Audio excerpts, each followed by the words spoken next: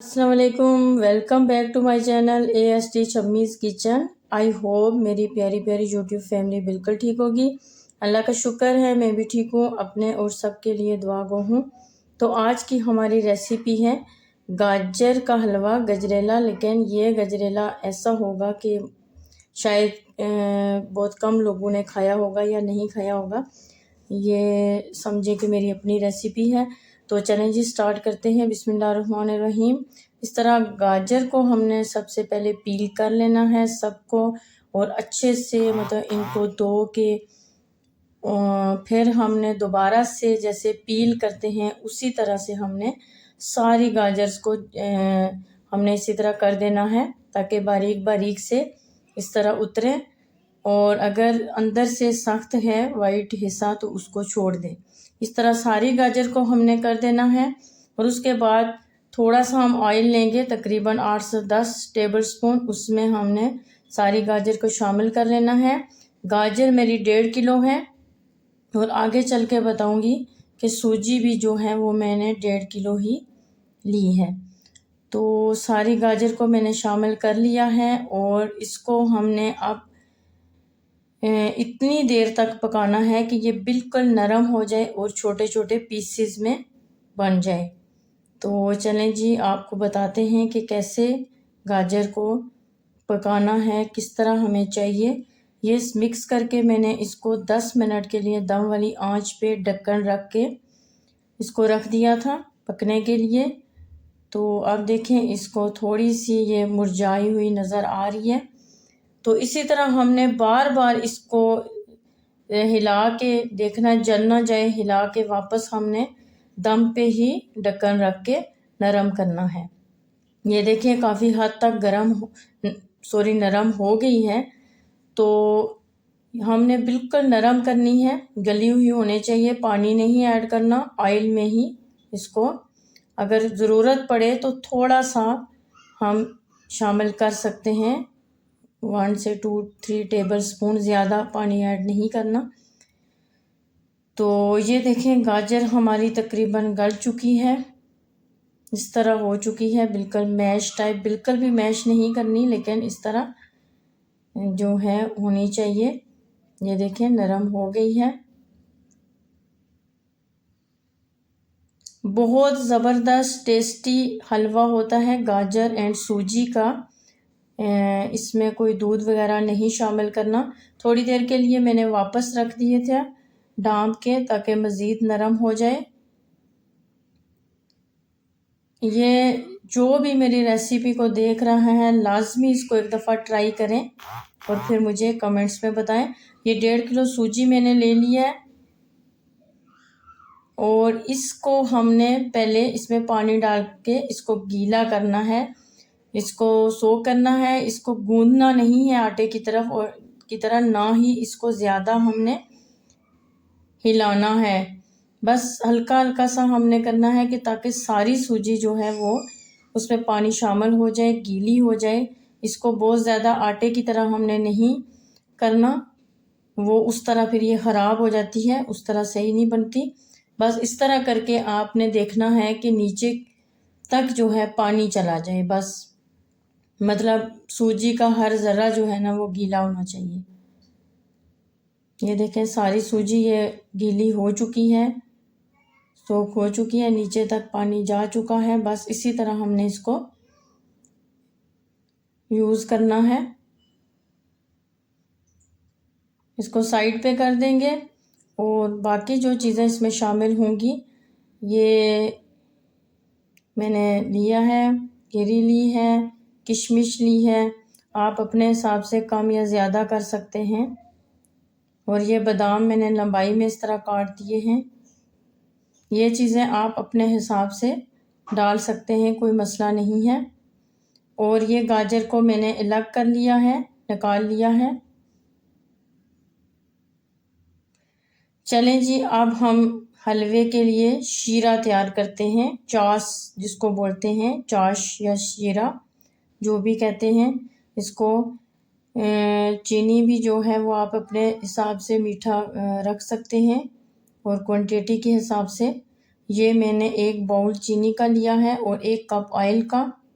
Oil भी कुछ लोग हलवे में, किसी भी तरह का हलवा हो उसमें कुछ लोग बहुत ज़्यादा यूज़ करते हैं। मैं इतना ज़्यादा नहीं डालूँगी, हिसाब का ही डालूँगी, बहुत ज़्यादा भी नहीं खाया जाता। और 1 कप ऑयल और 1 ही बाउल जो होता है नॉर्मल, वो उस चीनी का मैंने डाल दिया है। और इसमें जल्दी थोड़ा सा हिला के मिक्स करके हमने पानी शामिल करना होता है, नहीं तो ये एक गुठली टाइप बन जाती है, सख्त बन जाती है चीनी। और हमने तकरीबन 10 मिनट तक इसको चाश को पकाना है। अच्छे से जब पक जाएगा, बिल्कुल थिक सा हो जाएगा, तो फिर इस तरीके से हमने सूजी को गीला किया हुआ था, सोक किया हुआ था, इस तरीके से हमने डालना है। ज़्यादा हमने इसको हिलाना नहीं है, बस इस तरीके से डाल के कुछ देर के लिए इसको हमने रख देना है। एकदम से हमने नहीं हिलाना, जिस तरह से हमें चाहिए वो इसी तरीके से बनता है। अगर हम इसको एकदम से हिलाएंगे तो ये ख़राब हो जाएगा।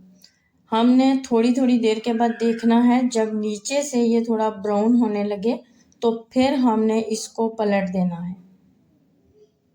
ये देखें, ये तकरीबन 5 से 6 मिनट हो गए हैं। आंच मैंने हल्की ही रखी हुई है। ये देखें, थोड़ा सा कलर चेंज हो गया है। अभी भी जिस तरह चाहिए वो कलर नहीं आया, इसलिए मज़ीद मैं इसको रखूँगी। आंच पे भी होगा कि आपने कितनी आंच रखी हुई है। ये देखें, अब थोड़ा ब्राउन हो गया है। इसको बार बार चेक करना होगा, क्योंकि ताकि जले ना, जलना भी नहीं चाहिए और लाइट सा ब्राउन होना चाहिए। और इस सब को हमने पलट देना है इस तरह बारी बारी। और इसी तरीके से फिर हमने दूसरी तरफ से भी यही कलर लाना है। और थोड़ा थोड़ा हमने अभी से इसको तोड़ना स्टार्ट करना है, क्योंकि बाद में थोड़ा मुश्किल हो जाता है। और मतलब गुठली टाइप बननी चाहिए पहले, और फिर इसको आगे चल के मैं बताती हूँ कि कैसे इसको, ये देखें, इसको इस तरह हिलाना है, इसको छोड़ना नहीं है, क्योंकि ड्राई होता है और ये जलने का भी खतरा होता है इसके। तो इस तरह हमने इसको कूटना है।